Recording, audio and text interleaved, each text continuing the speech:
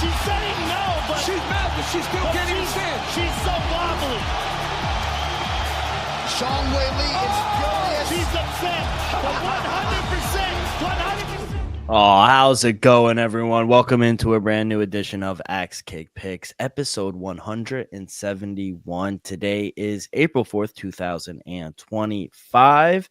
And we had some fights yesterday at Universal in Orlando. I mean, I wasn't watching. Did you hear about it even? No, I heard about it. It honestly just skipped my mind. It was just, I was actually at Universal less than a month ago, and there was no advertisement, nothing about it.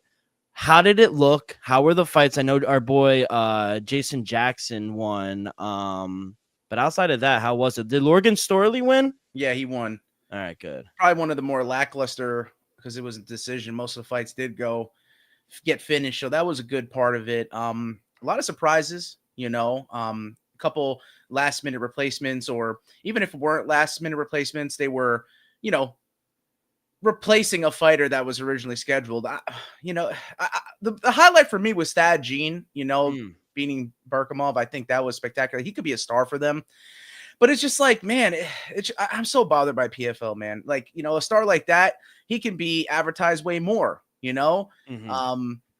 The fights, like you said, could have been on display and Universal, I feel like we were all led up to believe that the season was going to take place again as well. And out of nowhere, here comes a tournament style bracket where they adopted the unified rule. So yeah, I could say they got elbows involved and maybe people clamoring for a Grand Prix. You get this, it's the same thing. It's a tournament in their words. I guess the Grand Prix name has been taken by Glory Kickboxing, which I think there's an event there this weekend. But I honestly look at it as a mess. I just think the PFL is a mess. Like, you have all these fighters under contract, and we were clamoring for them to go ahead and make more weight classes. Meanwhile, the season would have gave a lot more fighters opportunity.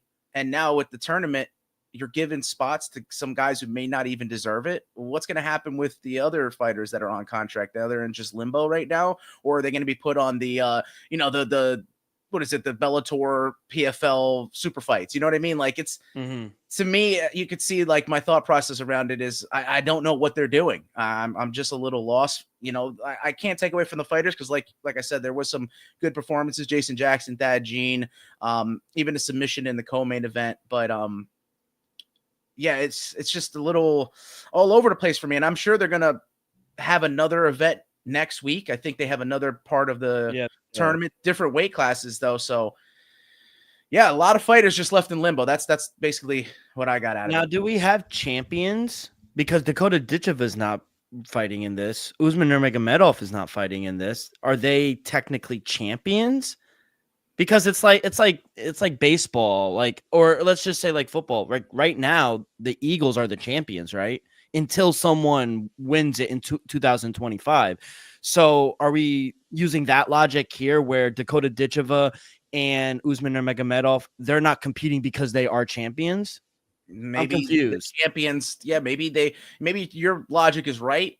Maybe they won't crown another champion, until the end of these tournaments. But that's what Sean Connery was saying. I do believe, Sean O'Connell, right? I do believe that they're probably going to fight on the super fight cards. I just don't know when. We don't know when they're coming, who they're fighting up against, right? A lot of question marks. At least I feel like with the UFC, the argument we can have is maybe a little oversaturation of the market, that they feed us every week fights and maybe we get a little bored and tired of it. But I think I would rather that than and knowing what's to come than being left out in the cold, not knowing what's to come from PFL. So I hate it for the fighters. Yeah, it makes me think that they're headed straight for bankruptcy. And how can you profit in an event where you did it in Universal and it was an intimate setting like the Apex? No fans were there. There's no ticket sales going on. Are we relying solely on the TV deal here and the Saudi money you're getting? That's gonna dry up. And I'm afraid, because I want more promotions. And if this is what it's going to look like for promotions trying to get into the game, UFC is going to have a monopoly over the fight game. Man. Competition is good. Yeah. boat rises when everyone. What was it saying? All All rising tides, right? So all yeah. ships, yeah, something Exactly, like something like that. But yeah, competition is good. So just wanted to talk about that real quick. But yeah, we got a good episode. We'll recap UFC Mexico, big win for Brandon Moreno. We'll talk about that. We got UFC. We're back. You were talking about the Apex. We're back at the lovely Apex between Josh Emmett headlining against Lerone Murphy, going out the mustache, or not the mustache, the beard. You see it? the whole physique, the aesthetics is crazy right now. If you saw the lead up to the pictures and stuff, so Also see, I wanted to say Oakland, but I guess it's Sacramento athletics for misses. It's a joke. You see him throw out the first pitch. He is a native of Oakland. no, I didn't. I did not. But Yeah, I it mean, was you got awful. the Rays playing at the Yankee Spring Training Stadium.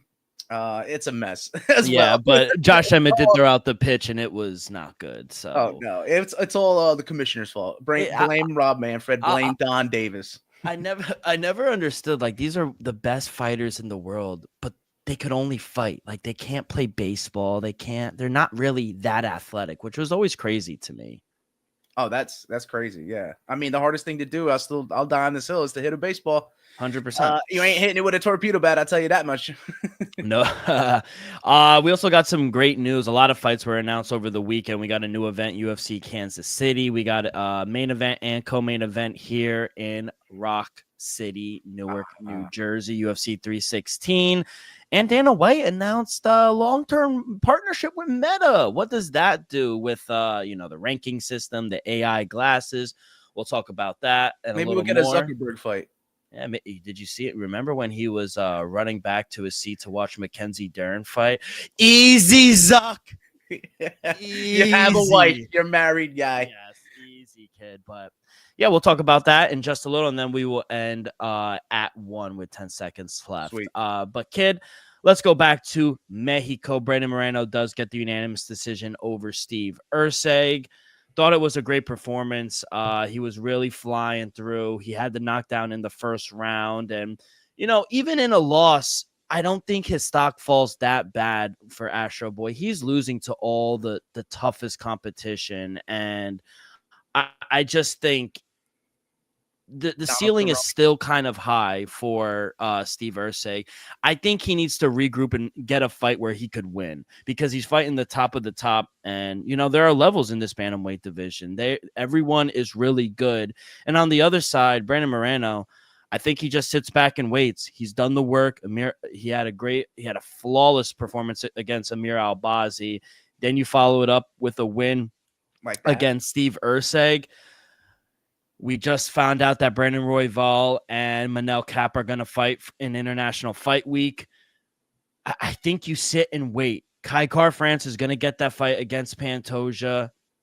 If anyone deserves a rematch or a fourth fight for the title, it's Brandon Moreno. I think stylistically and technically, he's one of the best in the division. I think moving over from James Krause to the general Saif Saud has worked wonders for him. And I think the time off, the 9 to 10 months in between that Amir Albazi fight, really helped him and regained his confidence. So I was very impressed with Brandon Moreno. With the Pantoja, wouldn't it only be their third if they got that fight again? They fought twice. I think. I'm saying with the whole Davison Figueiredo thing too. Oh, yeah. They have how many fights they've had. But I think he's lost twice to Pantoja. Brandon Moreno has. One was in the title picture and more recently. But it's just hard to put away, right? Brandon Moreno has done everything for this division, and he's shutting down all these guys, right? Amir Albazi, we thought, was the next big thing. Steve Erceg, we thought, I think people even scoring the fight live, they had him winning on the scorecards. I don't see how, but they did, So Brandon Moreno is just, thwarted all these up-and-comers, and he's just a mainstay in that flyweight division. So you can't deny the guy. I agree, wait. Steve Erceg's stock, though, I kind of disagree with that. I do believe it dropped. I get he's fighting some of the highest competition, but it just reminds me of some gatekeepers. And it's like we said, some fighters would die to be in the position of a gatekeeper, but it's reminding me of career trajectories of like Jared Cannonier. Gets to the title, loses, doesn't really recollect. That Donald Cerrone gets to the title, is beating all the guys, under him. But when it comes to that top level competition, they just fall a little short. So that's all I'm seeing. And that's why it's like, is Steve Erceg going to be able to compete with these these guys continually. We need a lot of new blood injected into the division. We thought he might have been one, but he's kind of let us down. And so that's why I feel like the stock has dropped on him, in my opinion. But yeah, you can make a lot of matchups for Steve Erceg, and surely Brandon Moreno. I think it's between the two. It's either the winner of the title fight, or if you want him to get in the ring with the winner of that number one contender between, like you said, Royval and Cap. But we've seen that. We haven't seen him fight Cap, right? There's no Moreno versus Cap.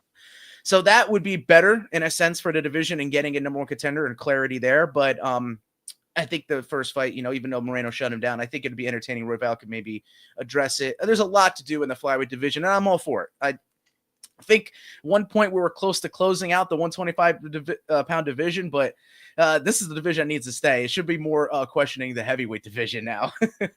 And to mention real quick on what you were saying, these losses, there are people that thought he beat Pantoja.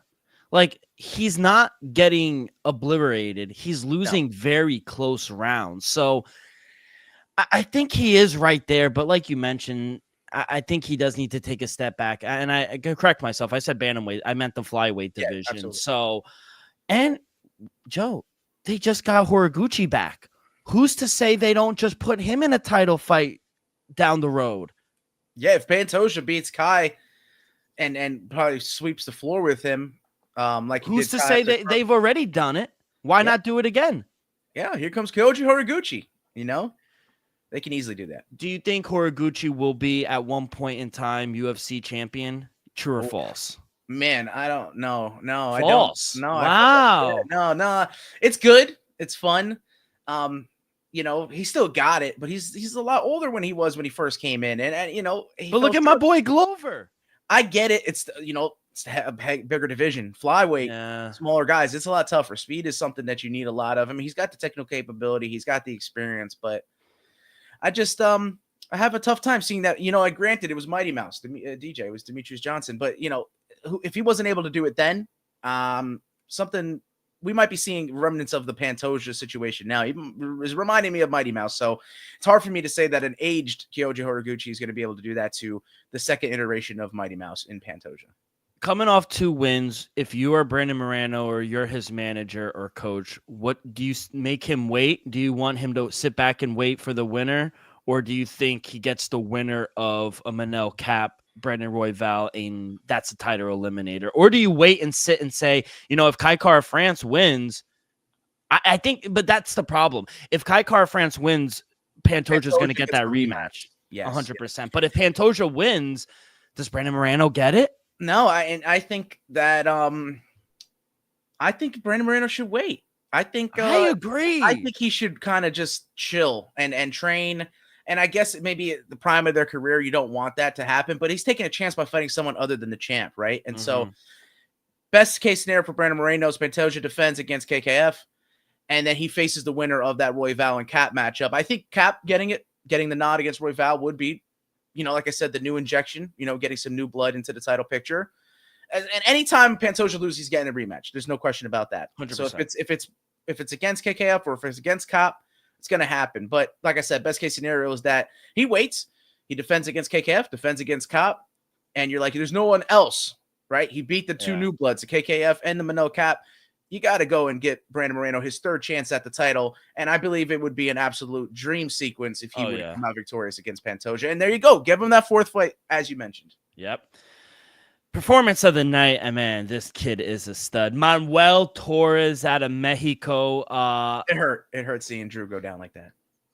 Extra 15 shots or so. I mean, I don't know. It was kind of late, kid. Who was it? Was it Herb Dean? Herb Dean fault? It was, right? No. It was Mike Beltran. Mike Beltran. Okay. But Mark Smith stops it early, but okay.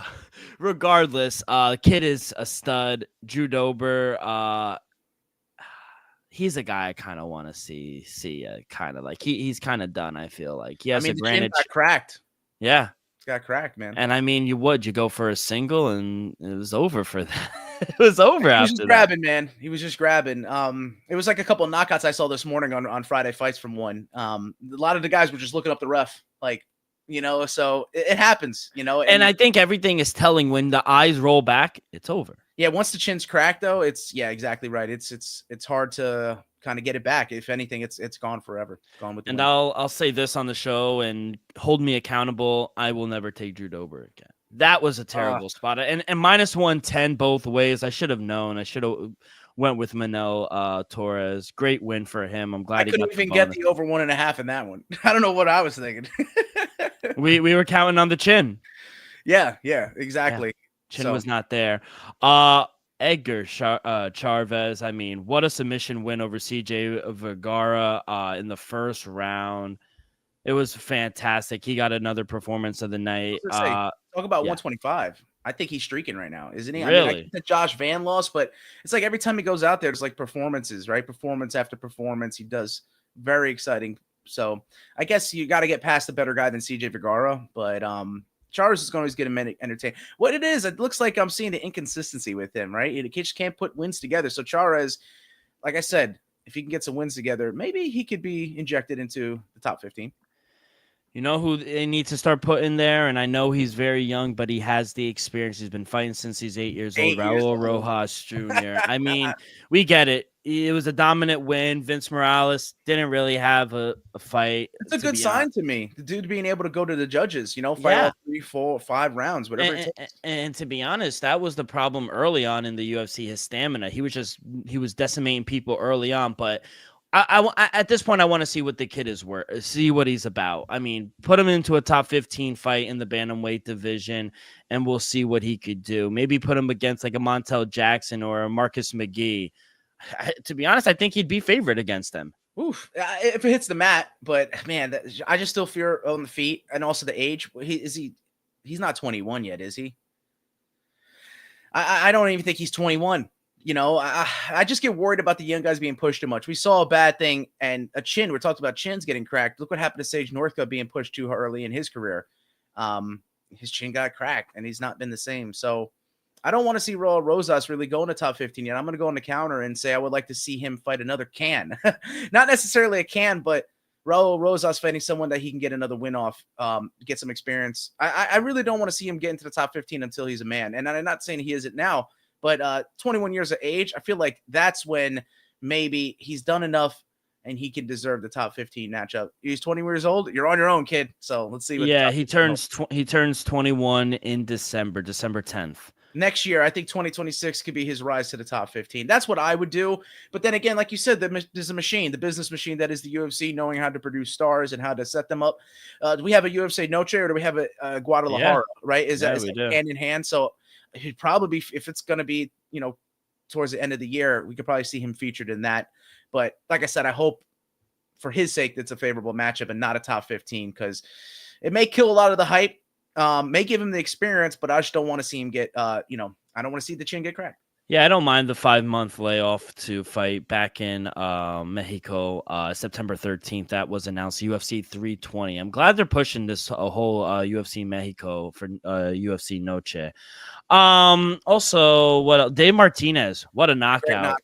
Yeah, I mean, you saw it in Dana White Contender Series. You're seeing it now in the UFC roster. Kid is legit. Black Spartan's got some great stand-up skills. So, did you get? I know Lazy Boy didn't get the job done, but was in good spirits after the loss. Did you get your Peruvian right this time? No, of course not. Of course. You knew that was gonna happen, bro. It never happens. It never works, bro. It never works. Oh, when will we learn? But outside of that, kid, I thought it was good. C-Rod, C-Rod lost. Oh, did you catch? Shout out Lupi Godinez, not on just the win, but having to shit and then say it and then go 5 rounds after the pace that her opponent put on her in the 3rd round. That's a win in itself. That's a warrior right there. And what vulnerability saying that to your coach? Like, we've all been there where it's like, yo, I gotta go. Well, I mean, 2025 could be good to her. Unfortunately, 2024 wasn't, but it just shows the relationship she has with her coach and the trust she has. And I think that's very important, something we may overlook in the fighters world, that the fact that their coach weighs a lot on their fighting ability, their, decision-making outside and inside the octagon. I think it weighs a lot. And so she just probably has a really good relationship with her coach. I mean, it was funny. It was just like, he like kind of chuckled. He was like, All right, but you got 5 more minutes. Like, you better tuck that in. But what I really wanted to do was give out to pretty boy Jamal Emmers. He's back. Yeah, I mean, what a knockout. That was he's my Milwaukee Brewers. You think the Peruvians are my Milwaukee Brewers? No, it's going to be Jamal Emmers. I'm not touching another fight of his. Oh, it was fantastic. But outside, I thought that the crowd was fantastic. But outside more of to that, be cheering about, it's the scattered finishes that we had as compared to London's last week card. I do believe a European crowd, especially an English crowd, could take a run of money for anybody around the planet. But yeah, the Mexico City crowd, they always come in rowdy. So yeah, and Joe Pyfer, like I said earlier on, he did not compete. He got sick. Was it the elevation? Was it the water? He said he will never go back to Mexico. Did you see the video? Yeah, I don't know. It's a lot of bold statements coming out of that. I mean, yikes. It didn't look good. And No. and yeah, it sucks we didn't get the fight, but honestly, it sucks for Kelvin Gastelum. Makes weight. He was down in Mexico for about 3 weeks, a month training, getting ready for this fight. And then on the day of the fight, for it to be canceled, you put in all that work. It sucks. I wouldn't let the UFC reschedule him, even though that's probably what he's going to have to accept. But apparently Hunter Campbell came out and they said we took care of Kelvin Gastelum. That's fine. That's fine and all. But they're going to say, okay, we paid you. Remember, Kelvin. But yeah, you get Joe Pyfer in the Apex, and like I don't think that favors Kelvin at all. I don't think he should accept that fight. No, I don't either. He shouldn't do Joe Pyfer any favors. You kind of ruined it for yourself there, getting a favorable matchup. A guy who's undersized in the middleweight division. UFC should do something for Kelvin Gastelum as well as what they did to take care of him. And then Joe Pyfer, he's going to have to find another matchup. But I know what's going to happen. They're going to put this back in the Apex. Yeah, so overall, pretty decent night for me. I do go 2-2 overall, so we kind of split even. How did you do? Man, I was a little all over the map. It was a little better than some of the others, but 3-4 in my straights. I went 1-1 in props, 1-1 in totals, 1-1 in my parlays, and I went 1-1 in 10 seconds left, which was Risen 50. So a 7-8 record overall. I got some plus money hits, missed on a couple, some I shouldn't have touched, and hopefully I can learn my lesson from there. But I mean, it was pretty much a dead even card and a night for both of us. Betting wise. But all right, kid, before we get to UFC Vegas 105, a quick word from our sponsor, Viva Tequila Seltzer. We are brought to you by Viva Tequila Seltzer, the most refreshing hard seltzer on the market. It's no wonder why Viva was voted #1 hard seltzer in the world by San Francisco World Spirit Competition. With only 88 calories, 0 carbs, 0 sugar, and a light 4.5 ABV, Viva is the perfect drink for your post-game celebration, as it was created with that active lifestyle in mind. We flavor tequila seltzer because flavor is the spice of life, and we like our drinks with just a kick, just like how we like our lives, whether it's Huckleberry playing around a golf with the boys or a new flavor, jalapeno, watching UFC Vegas 105. It doesn't matter. Our favorites fare perfectly with that Artisanal Blanco tequila for that subtle and refreshing drink. Our belief here at Axe Kick Picks and at Viva is to live long, live well, and live it up. All right, kid, let's get to... Did you see the new flavor, the black cherry Zin? Oh, black cherry. I did see that. I mean, they're going crazy now. I think it was April Fool's joke. You saw it was spiked with Zin. Oh, was it? Was it a joke? I think so. Oh, okay. I mean, black cherry would be delicious. I'll try to get confirmation on that. But I thought it was great April Fool's joke, People are questioning whether or not Coastal Carolina down here was joking about the free concession stand. So I think it was a great April Fools this year. I actually hate April Fools. I think it's the lowest form of comedy. Yeah. If I'm being honest. Like, I mean, you're not wrong, but it's so lazy too. Well, there was other ones where people were like, oh, this is happening. And it was like, and you know why I say that? Because I got a few days ago on the first, because, Masters coming up on Monday through the whole week, and Tiger, everyone, he's asked for his privacy date in one of the Trumps now. He came out and said, oh, the Achilles is all healed. I'll be down in Augusta. And I'm like, oh my God, I'm about to bet on Tiger. I'm about to bet him I'm about to bet on him to make the cut, this, that, and the third. So I'm looking. I'm like, okay, I'm texting Elvis, right? I'm texting Elvis. I'm like, yo, Tiger's in the Masters. I said, yo, I'm about to change the backdrop to the studio again to put Tiger. 2 hours later, he goes, "It's April Fool's," and you know what it was? I feel like such a fucking loser. I'm like, for a person who hates April Fools, I'm like, of course I got.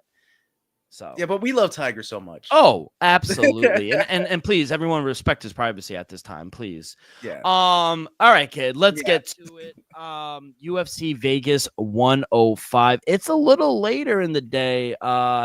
We got main card starting at 9 o'clock, a little later in the night. So should be a late one going up against the final four. Glad it's an Apex card, if I'm being honest.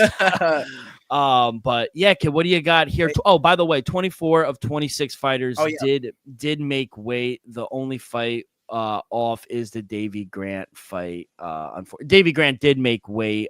His fighter or his opponent Danielle Santos didn't even attempt to make weight. Yeah, hopefully they take care of Davy Grant like you said they did Kelvin. Yeah. But what do you got, kid? Start us off. Yeah, absolutely. Look at that little date. I think they should have taken a week off. You know what I mean? I agree. Nice big pay-per-view next week, and this weekend is chock full of stuff. So I mean, it's never too bad to get some picks and make some money, and that's what I'm going to go for the first play here. Strawweight women's fight. You know, you got Vanessa Demopoulos, a -150 favorite here, being armbarred in her last fight. If that doesn't ring a bell to where I'm going with this, I don't know what to tell you. Talita Alencar is +120. And, I like jumping on the dogs. Happens to be a women's mixed martial arts fight. And I've been hitting really well with them this 2025. So I'm going to be biased towards my grappler. Talita Alencar is a world-class IBJJF. No-gi. I mean, been all over the world grappling. She has the ability to submit any opponent that she gets in there with. And Vanessa Demopoulos, her game plan is to go and take you down and wrestle heavy. She had the wonderful, cheeky weigh-in earlier, but I don't think that's going to get her far in this fight.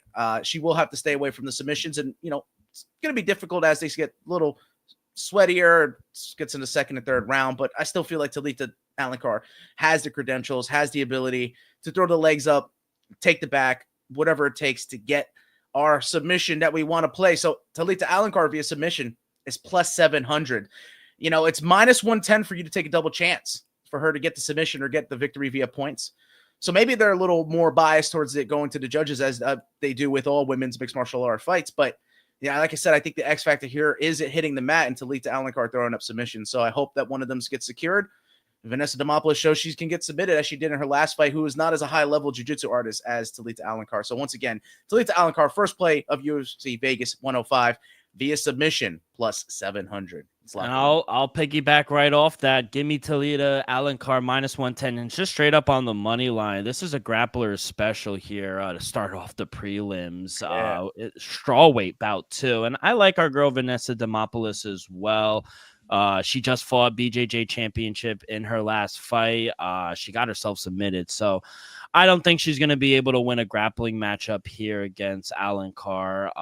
And, 4-time Brazilian Jiu-Jitsu champion. That is very tough. That's why I like your submission play. But -110 straight up, I think it's a good price, so I will take her to start us off. Yeah, and that shows money was coming in because when I found her, she was a dog. She was at +120. So the fact is money's coming in on her. Sharps.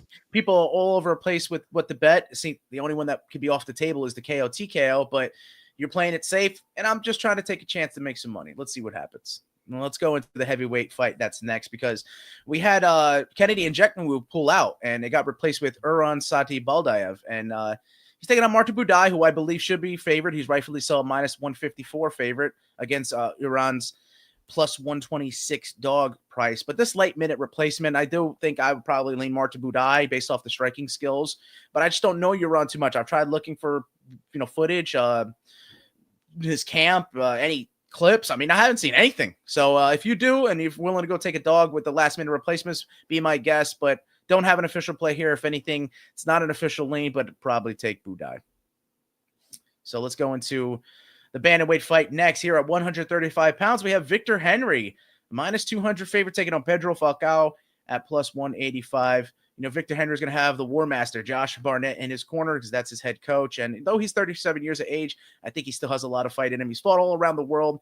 He has, skills. He still has that youthfulness in him. If it hits the mat, I do think he's very skilled there. I think Falcao is going to want to keep it, standing on the feet because pretty sure the only way he's lost has been with either decisions. I really believe he's only knocked people out for the majority of his career, Pedro Falcao. So, Victor Henry could be crafty on the feet. I get worried with Victor Henry. If he dominates, it could go to the judges. But I look all around.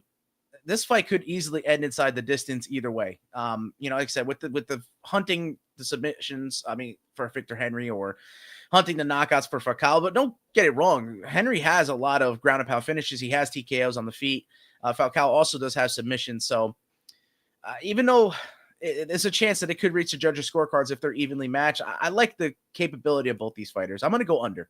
I'm going to go under 2.5 rounds at plus 225. The odds makers see it that it'll go to the judges, that they're evenly matched here. But with two guys, like I said, maybe styles match up and maybe one takes advantage of their dominance in there, and we have that person walk away with the finish. But I'm going to just play no side and take the under, see that we do get that exact finish. So under 2.5 rounds at plus 225. Got two big plus monies to start us off. And now let's go to the women's strawweight matchup. Loma Lookboonmee is minus 600. She's taking on Stella Nunes at plus 500. I do not have an official play here. That heavy. I got one. Lookboonmee. Yeah, I do think that it's the rightful side because her stand-up skills are second to none, and she seems to have been improving the ground. I think that's the whole in most of Ty's game is the groundsmanship, but their striking is second to none. So I want to hear what you have if you have a play. Yeah, Nunes, she is stepping up here on short notice, and she's yet to win a UFC fight in her career. She's 0-4, about to be 0-5. That's just a couple strikes against her to begin with. And Lomo, she's pretty good. She's 6-2 in the UFC. Obviously, huge line. I see 649. I see 650, 700. Obviously, a parlay piece, but if you want a better line, maybe take her by decision. That's the only way she wins fights. She only has one career knockout, one career submission in 12 professional MMA fights. You could get that at minus 165. It's a little cheaper. I think it's much more playable than obviously a minus 700. But yeah, I'll take her via decision. Nice, safe play. I want to see what her inside the distance would be. What do you think it is? Let's say inside the distance. Oh my goodness. Okay. Loma Lookboonmee, plus 200, plus 225. You know what I mean? Maybe I'll lean the inside the distance. I'll go opposite. I'll lean the inside the distance for Lookboonmee. Maybe she could show us a little different aspect of her game with the submissions, or maybe she could get a knockout being that she has stand-up. But your bet is the safest bet, and that's why I don't have anything official. So let's go into the next fight here. It's in the welterweight division. We have the return of Skeletor, Rise McKee. He's plus 135. He's taking on Daniel Frunza at minus 145. The Romanian fighter likes knocking people out. And Rise McKee, even though he is going to be a finish or he's going to get dominated in a fight up, I don't see this going to the judges' scorecards. I think Rise McKee, if he's smart, he probably wouldn't want to stand with Frunza and probably wants to take it to the mat and showcase his submission ability. And he's going to have a lot longer reach, torso, leg length, everything involved. If it hits the mat, if he's on the bottom or on the top, he should have places to get the submission. But Daniel Frunza, like I said, he likes standing and banging. He likes throwing the hands, and I'm pretty sure all his career victories have come via knockout, maybe except one. One went to the judges. He won.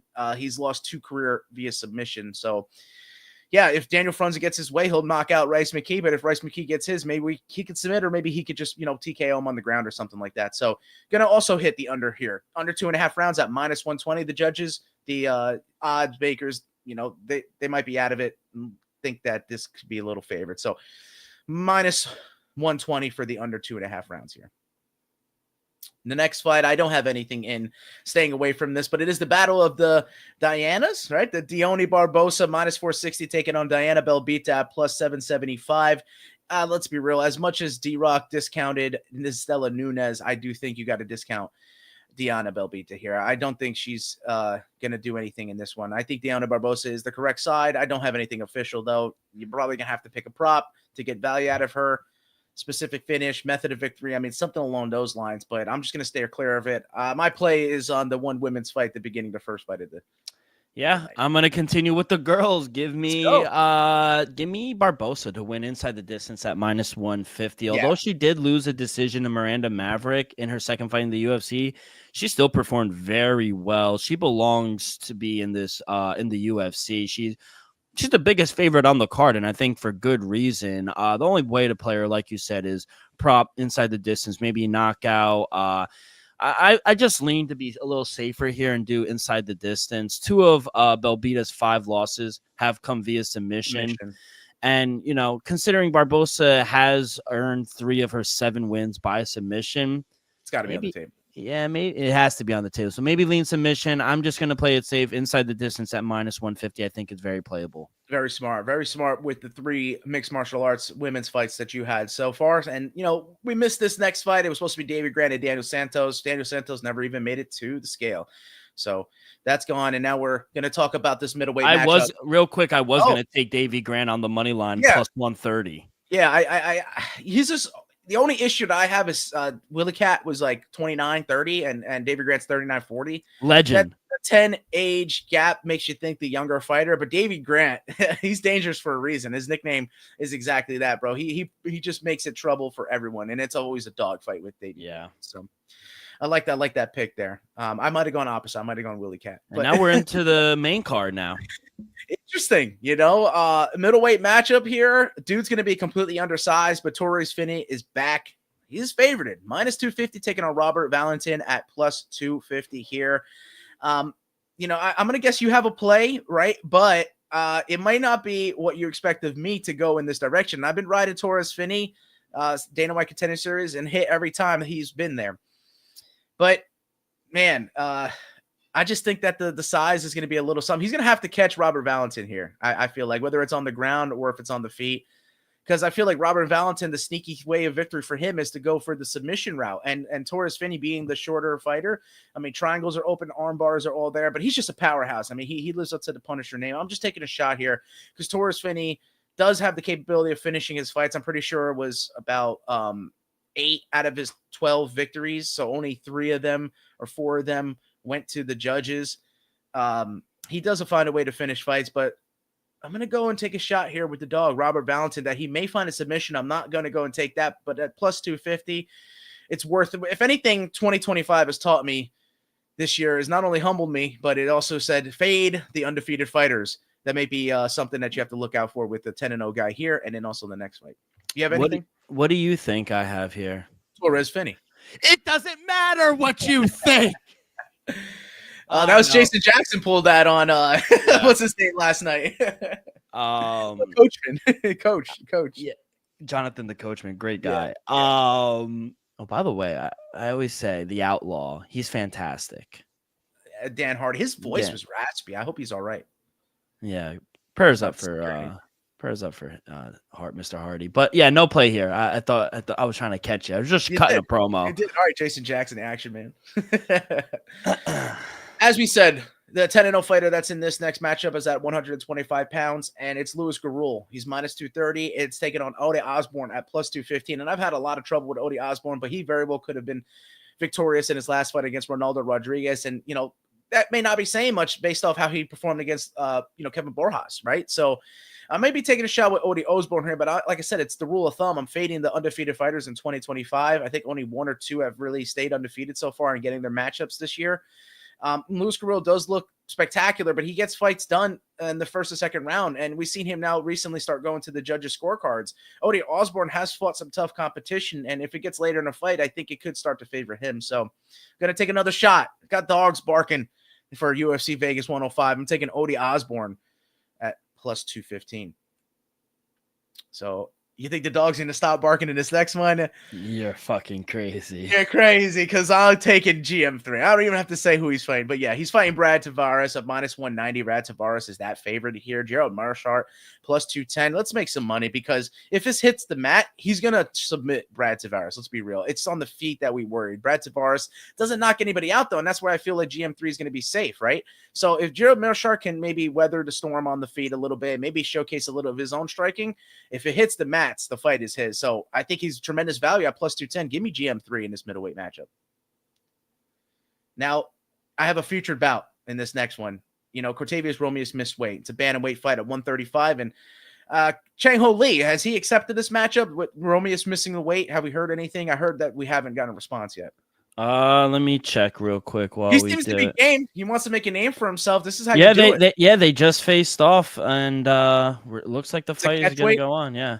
Catch weight. Okay, so yep. Even though it should be at bantamweight, Chang Ho Lee made the weight. Octavius Romius missed it. He's a dog. Romius is at plus 120.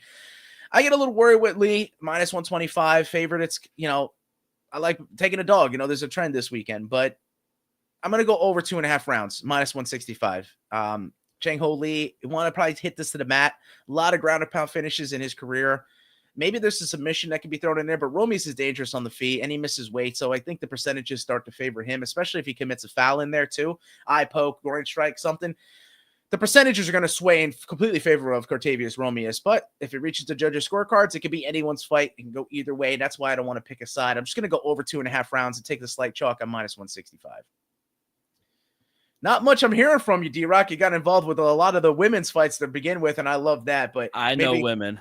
We'll get involved with the co-main event next here. So, featherweight matchup, Joe Anderson Brito, big favorite, minus 225, taking on Pat Sabatini at plus 205. D-Rock, you have a play for the co-main event? Yeah, I do like Brito here, minus 220, 225. I see him. I think he is the right side here, but fight not to go the distance. I like even better, and that's at minus 150. This should be a fun fight as long as it lasts. To me, the fight only ends in two ways.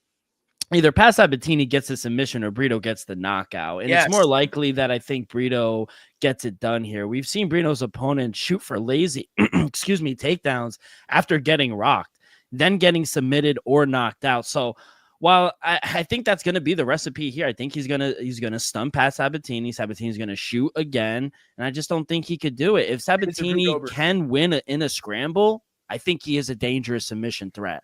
I will say that, but I think Brito, he's a wild man in the cage, and it could be a positive or negative, but I just think if this fight stays on the feet, which he has to do, you do not want to go on the floor with Pat Sabatini. He's purely a grappler. So I think he's going to school him on the feet. I like him money line in one of your parlays, but fight not to go the distance is my official play at minus 150. And I love that because I'm on the opposite side. I did see that exactly what you said, that Joe Anderson Brito, though he has the BJJ and may hunt some submissions, he's going to try to go in there and knock you out. Like you said, he's a wild man. But Pat Sabatini's game is grind you out.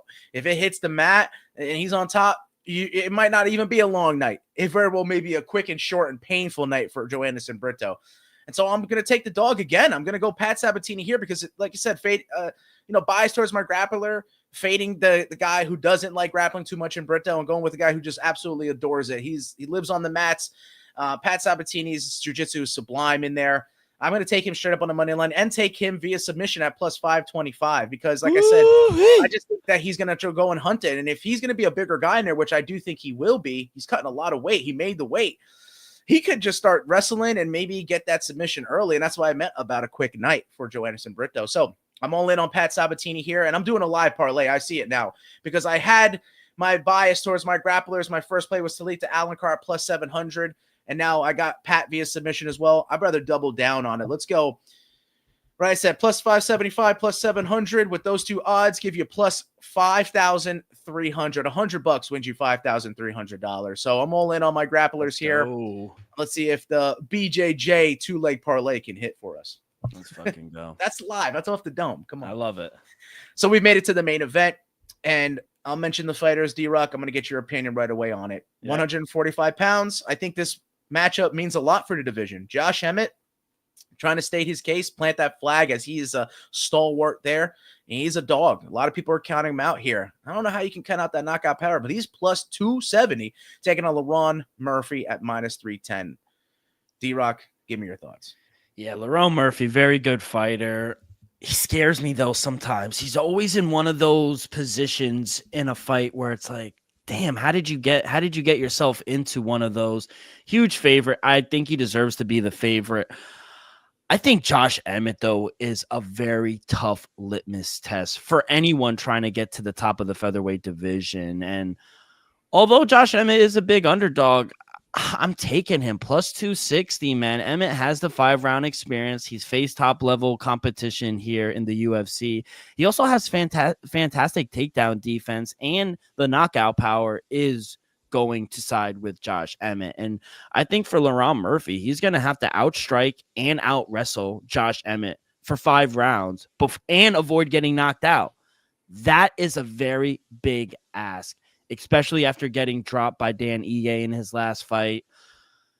I'm going to take Josh Emmett. The value is definitely with Josh Emmett. And I think, the experience, yes, although he is in his 40s, I think that could go into his advantage here against Laurent Murphy, who really doesn't blow me away. So I'm going to go Josh Emmett here, kid.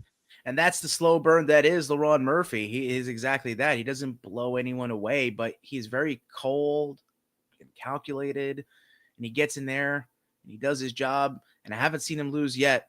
And so I'm going to take Laurent Murphy. I've been riding him for a while. As I did fade a lot of my undefeated fighters before, he's been through the fire. He's been tested. He has a draw on his record, so he's not completely 0-0, I think that little taste of worry could definitely be beneficial. It's those that are undefeated. They kind of fight not to lose. I don't think Laurent's going to go in there fight not to lose. I think, first 2 rounds, he's going to have to stay away from that power. That's a given. And I think that's going to be Josh Emmett's best chance to win. But if Laurent Murphy could take a page out of Ilia Topuria's book, is to stay away from that and then maybe incorporate some counter wrestling. If he can maybe have his back hit the mat, that would be a little out of Laurent Murphy's game that he's normally used to. But like I said, he is that cold and calculated guy. He's willing to maybe venture off and try different things. I think he's, like we talked about, connected with the camp and the coach. He's very connected with his coach. He listens to what they are saying while he's in the corner, while he's fighting. He's very responsive. He's got a high IQ. He's just the next big thing in the featherweight division, and getting over a guy like Josh Emmett is the place to stake your claim. So, yeah, I'm on the opposite side. I got Laurent Murphy via decision because that's going to be the best way you get value out of here. I don't think the submission's on the table if he does take him down, but the KO is going to be death by 1,000 cuts. I don't see him knocking Josh Emmett out. I do see Josh Emmett possibly knocking him out, starching anybody he goes up against, but Laurent Murphy's TKO is probably going to be, like I said, death of 1,000 cuts, probably 4th or 5th round if he can get Josh Emmett gassed in there, which you just don't see often, even though he does carry around a lot of muscle at the age 40. You can't deny those guys. You know what I mean? If you're an old man in a young man's game, but I'm going to be taking the up-and-coming Laurent Murphy at plus 105 on the decision victory. So let's have the best man win. We're fading each other in a couple. We're on the same side in a few. So I think it's going to be an entertaining UFC Vegas 105 before we get into the massive Miami pay-per-view next week, my boy. 314. Let's fucking go. Joe, good luck. Like I said, 6 p.m. prelims start on the East Coast, 9 p.m. main card start. So make sure you have those iPads going, or if you have multiple TVs, because we got the Final Four going. And UFL week 2, baby. I love spring football. No, UFL. Yes, come on. I know. All right, kid. Let's get to some news. Like I did mention, UFC 320 was announced in UFC Mexico and Guadalajara, Mexico, September 13th for UFC 320 Noche UFC. I love that.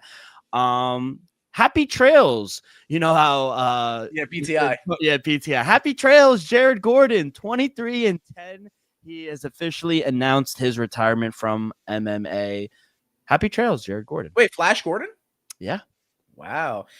He's the type of guy, though, that will go on to do good things for his community, maybe those that have the substance abuse, as he was trying to help some fellow fighters. So maybe within the world of MMA, or if it's out, I'm sure he's going to do good because he's always been a stand-up guy. UFC 315 in Montreal, Canada.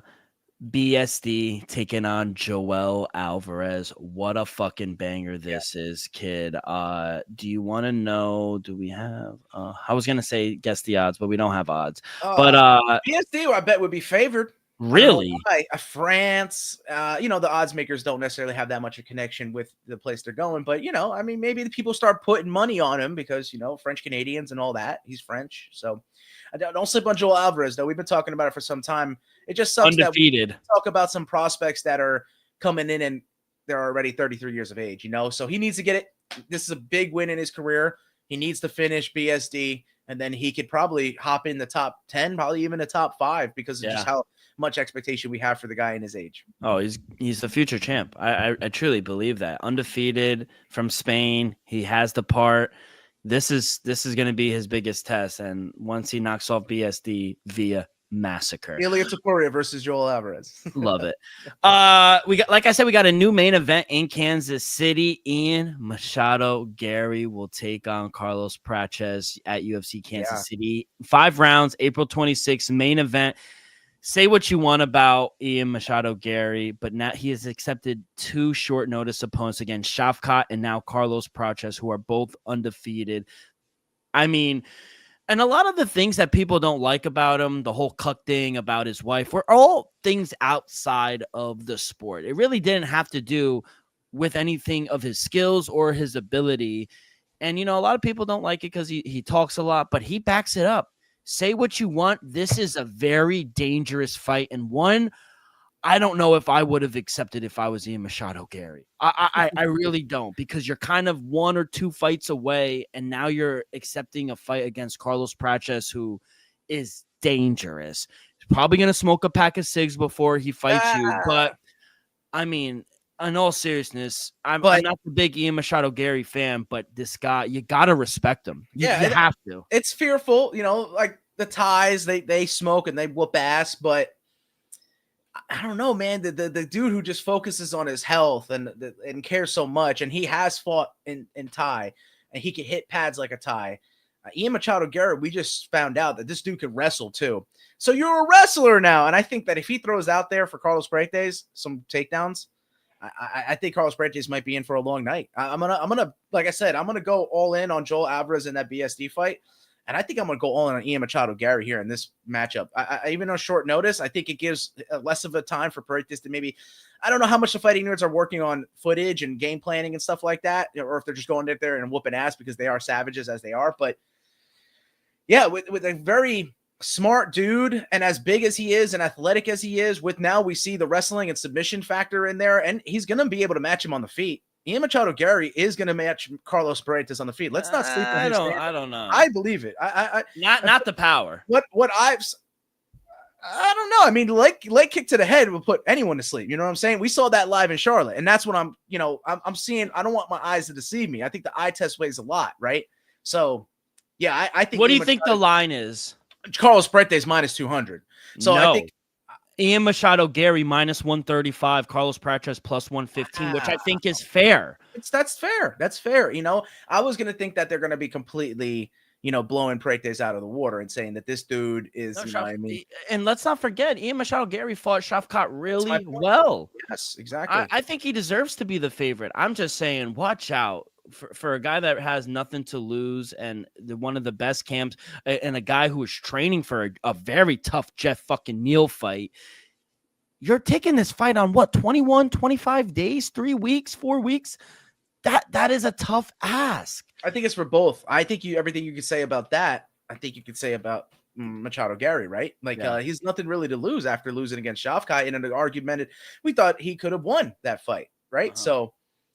Yeah, I feel like this is going to be a great fight. That's for sure. And I feel like as you get very high-level strikers that may not want to take the chance on getting knocked out, something's telling me that everything that we've kind of joked about Ian Machado Gary, right, about, he's going out there and proving us all wrong by showing how much a man he is, right? And Prates obviously is. So I think that this is going to be a really good fight, dog fight, and chance of being fighted tonight, I think so. He's out here fucking smoking darts in the Apex in the PI. Are you kidding me? This man is fucking game. But yeah, I'm glad that this is the main event. Should be a fucking banger. They are going to reschedule Khalil Roundtree and Jamal Hill. 5 rounds. I think, you know, 4th, 5th round definitely favors Gary. UFC 316. We have in Newark, New Jersey, bantamweight title fight. Merab Dvalishvili will defend his bantamweight title against Sugar Sean O'Malley. Main event. They get the rematch. And, you know, I think I hear a lot of people don't like it. Why not Peter Yan? I couldn't disagree more. I think this is the fight to make. This is the fight to make. For Jersey, too. You know they come out in droves for Sean O'Malley. Yeah, but this is this is my thought real quick. One, the champ Merab has said this is the fight that he wants. So what are we talking? What are we talking about here? And also too, Sean O'Malley has, he's come out on his podcast. He said the loss has really changed him, and he thanks Merab for it. He says, losing a lot kind of changed my life, being a better father, no social media, no gaming, no clubbing, no marijuana, this, that, and the third. But has it stopped him from defending a takedown? That's my question. Yeah, that whole stuff I just named, that's all cool and dandy, but can you defend a double? A deep double?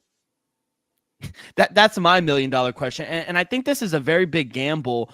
And obviously it's the right fight to make in the division, but I think it's a huge gamble for Sean. If you lose to the same guy twice, one, you're not getting a trilogy fight, and two, you're out of the division. You got to go to 145. Really? what fight do you have for Sean O'Malley? I mean, I guess that's an argument. Yeah, but I just don't think that he has to be forced up to 145. He has not had an issue making weight at 135. No, he's not forced, but there's no fight to make for him. He fought Petr Yan. What are you going to fight? Corey Sandhagen, Umar Nurmagomedov? You're not going to fight those. You're not going to fight. That you're fighting down at that point. He should, though. I mean, if he loses to Merab again, I mean, he has no choice but to try to get himself back up there. But I'm going to be honest. I see a trilogy incoming. Oh, no way. Yeah, I think he's going to beat Merab. No way. Merab has shown no signs of slowing down. Yeah, as of late. But, I mean, we've been seeing time and time again people getting it all back. And he's gotten knocked down plenty of times in his career. He just has to play it how he played it last time, and it won't go that route. But if he allows it to stay on the feet and let Sean dictate the distance and range, he can get pieced up, as anyone can. So it's just going to be, like we said last time they fought, clash of styles. Will he go for this 89th takedown in the fight? Or, like you said, will Sean learn some takedown defense and be able to keep it standing? Yeah, and we could see it in the odds. minus 275 for Merab, plus 230 for Sean, and I think that's cheap. Hammer Merab. And we also got the co-main event, the Venezuelan vixen Juliana Pena taking on the Olympic gold champion. Talking about moving away classes, I think Kayla Harrison is going to retire Juliana Pena. And you know who's looming? In the 35? Yeah, for the women. Guess who's looming? Who? Just guess. Amanda Nunes. She wants to fight Kayla Harrison. Exactly. Kayla Harrison goes and wins this fight, which I don't think she will. I think Juliana Pena is going to win. I think that's the big, plus 450 for the champ. That is so disrespectful. I think that's history. I think that's the biggest champ as an underdog in a title fight. Now I get it, but let's be honest. Did Kayla Harrison do anything in that last fight? Not really. No, not really. And Juliana Pena is a dog, and she's already shown you she could drag one of the best women fighters, Amanda Nunes, into the fucking muddy waters. She's gonna do it against Kayla Harrison as well. But I will say, if Kayla Harrison wins, Amanda Nunes is gonna come out of retirement and fight. That is the fight to make. That's cool. I would like to see that. I would, all the fear of ever fighting one another, it'll be put to bed if she accepts that fight on instance as well. Because, Amanda Nunes can come back, but say Kayla Harrison wins, she goes, nah. That would be fucking hilarious. I became champ, and I'm good. I proved it. I already lost to Larissa Pacheco. I don't need another loss. That's hilarious. And I think Jersey got blessed, and Jersey's been getting some nice fights lately. And they're gonna come back to a lot better than last card. I think 288 was a little better. Well, they did get Islam and Dustin, but outside of that, it was Paulo Costa. It was chalked. It was completely chalked. So maybe we get some upsets in this one. Yeah, and then lastly, by you the next week, June 14th, maybe you fly up for 316, and then you fly home and then drive to Atlanta. Atlanta, June 14th. Yeah, I heard about that. That sounds good. You want to do it again? We'll do it again. We'll do it again. We did the Newark Charlotte connection. We'll do the Newark Atlanta connection. I fucking love it. But all right, kid. That's all the news I got. One, is that tonight, tomorrow? What do you got? Yeah, it's tomorrow. They're gonna follow up on their doubleheader they had last week with another doubleheader because they had Friday fights this morning and one Fight Night 30. Actually, tonight. So I'll be in time to. I think the Mets are playing right now. We're gonna come home after, and we're gonna watch this. Pete Alonso 2-run home run, baby, 2-0. Oh, he's on fire this year. He's on fire this year. I love it. So, yeah, I'm going to be tuning into that right after this pick, which is Roman Krikule taking on Lyndon Knowles in the main event. You got to take Krikule first round knockout. It's the only thing that's profitable, I think, and it's most likely going to happen. I think Lyndon Knowles is completely outmatched here. And there's a lot of good matchups for the Fight Night 30, but yeah, that's the main event, and I'm going to lean heavy with the champion. Kid, thank you so much. Good luck. Let's have a better weekend. Let's win on 1 and 10 seconds left. And let's just have a great fucking weekend. Any big plans for you? No, like I said, watch the stuff and, when that lost for words, man. Lost for words. Fine. I'll help you out. We got MLB. We got Final Four. NBA playoffs are coming up. NHL playoffs are coming up. Devils getting into the playoffs. UFL week 2. There's too much. Yeah, locked and fucking loaded. BKFC 71 is in Dubai right now. I think Invictus fighting, Octagon's fighting this weekend. There's a boxing matchup as well. So that's combat. GFL getting ready. Let's fucking go. Yeah, kid. I love it. Well, good luck on all your picks. And we'll